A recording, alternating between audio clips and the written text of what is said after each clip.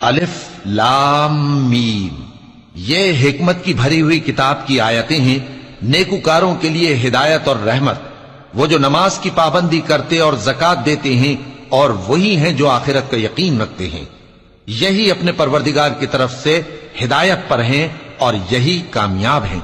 اور لوگوں میں بعض ایسا ہے جو بیہودہ حکایتیں خریدتا ہے تاکہ لوگوں کو بے سمجھے اللہ کے راستے سے گمراہ کرے اور اس سے ہنسی کرے، یہی لوگ ہیں جن کو ذلیل کرنے والا عذاب ہوگا۔ اور جب اس کو ہماری آیتیں سنائی جاتی ہیں تو اکڑ کر منہ پھیر لیتا ہے، گویا ان کو سنا ہی نہیں، جیسے اس کے کانوں میں ثقل ہے۔ تو اس کو درد دینے والے عذاب کی خوشخبری سنا دو۔ جو لوگ ایمان لائے اور نیک کام کرتے رہے ان کے لیے نعمت کے باغ ہیں، ہمیشہ ان میں رہیں گے۔ اللہ کا وعدہ سچا ہے اور وہ غالب ہے، حکمت والا ہے۔ اسی نے آسمانوں کو ستونوں کے بغیر پیدا کیا جیسا کہ تم دیکھتے ہو، اور زمین میں پہاڑ بنا کر رکھ دیے تاکہ وہ تم کو لے کر ڈولنے نہ لگے، اور اس میں ہر طرح کے جانور پھیلا دیے۔ اور ہم ہی نے آسمان سے پانی نازل کیا، پھر اس میں ہر قسم کی نفیس چیزیں اگائیں۔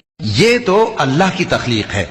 اب مجھے دکھاؤ کہ اللہ کے سوا جو ہستیاں ہیں انہوں نے کیا پیدا کیا ہے۔ حقیقت یہ ہے کہ یہ ظالم کھلی گمراہی میں ہیں۔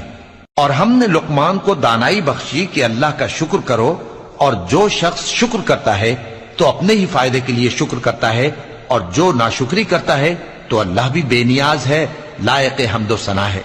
اور اس وقت کو یاد کرو جب لقمان نے اپنے بیٹے کو نصیحت کرتے ہوئے کہا کہ بیٹا، اللہ کے ساتھ شرک نہ کرنا، شرک تو بڑا بھاری ظلم ہے۔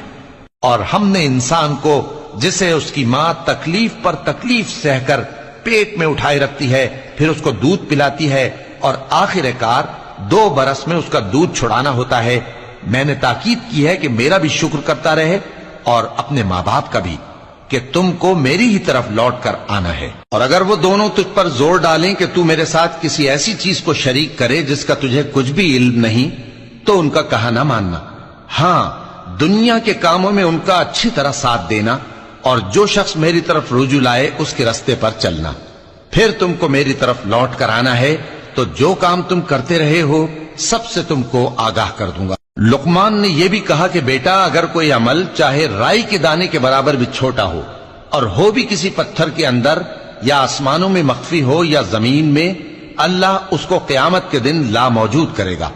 کچھ شک نہیں کہ اللہ باریک بین ہے، خبردار ہے۔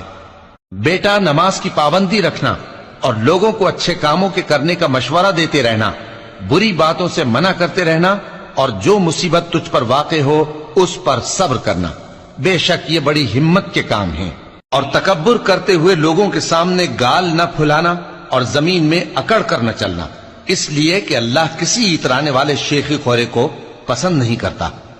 اور اپنی چال میں اعتدال کیے رہنا، اور بولتے وقت ذرا آواز نیچی رکھنا، کیونکہ بہت اونچی آواز گدھوں کی سی ہے، اور کچھ شک نہیں کہ سب سے بری آواز گدھوں کی ہوتی ہے۔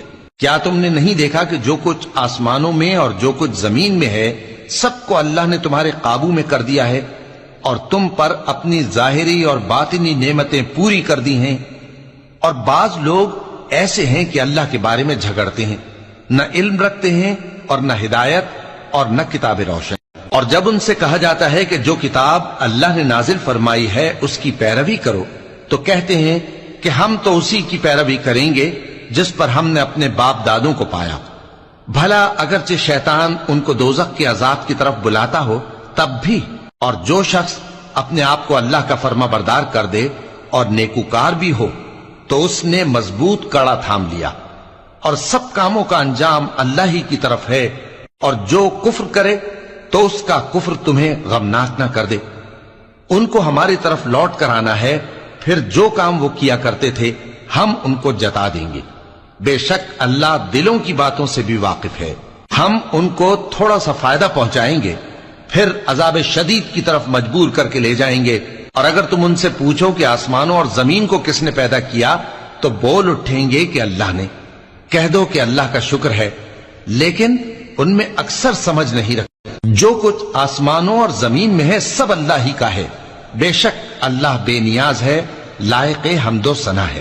اور اگر یوں ہو کہ زمین میں جتنے درخت ہیں سب کے سب قلم ہوں اور سمندر کا تمام پانی سیاہی ہو اور اس کے بعد 7 سمندر اور سیاہی ہو جائیں تو اللہ کی باتیں یعنی اس کی صفتیں ختم نہ ہوں۔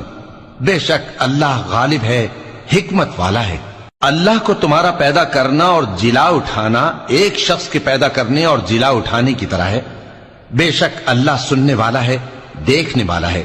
کیا تم نے نہیں دیکھا کہ اللہ ہی رات کو دن میں داخل کرتا ہے اور دن کو رات میں داخل کرتا ہے، اور اسی نے سورج اور چاند کو کام میں لگا رکھا ہے، ہر ایک وقت مقرر تک چل رہا ہے، اور یہ کہ اللہ تمہارے سب اعمال سے خبردار ہے۔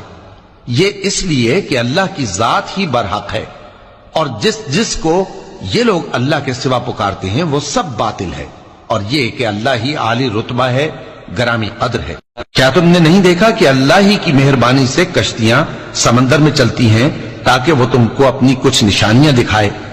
بے شک اس میں ہر صبر کرنے والے، شکر کرنے والے کے لیے نشانیاں ہیں۔ اور جب ان پر سمندر کی لہریں سائبانوں کی طرح چھا جاتی ہیں تو اللہ کو پکارنے اور خالص اس کی عبادت کرنے لگتے ہیں، پھر جب وہ ان کو نجات دے کر خشکی پر پہنچا دیتا ہے تو چند ہی لوگ انصاف پر قائم رہتے ہیں، اور ہماری نشانیوں سے وہی انکار کرتے ہیں جو عہد شکن ہیں، ناشکر ہیں۔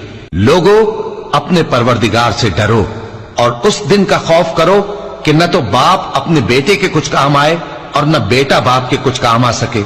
بے شک اللہ کا وعدہ سچا ہے، پس دنیا کی زندگی تم کو دھوکے میں نہ ڈال دے، اور نہ وہ بڑا فریب دینے والا شیطان تمہیں اللہ کے بارے میں کسی طرح کا فریب دے۔ اللہ ہی کو قیامت کا علم ہے، اور وہی میں برساتا ہے، اور وہی حاملہ کے پیٹ کی چیزوں کو جانتا ہے، اور کوئی شخص نہیں جانتا کہ وہ کل کیا کام کرے گا، اور کوئی شخص نہیں جانتا کہ کس سرزمین میں اسے موت آئے گی۔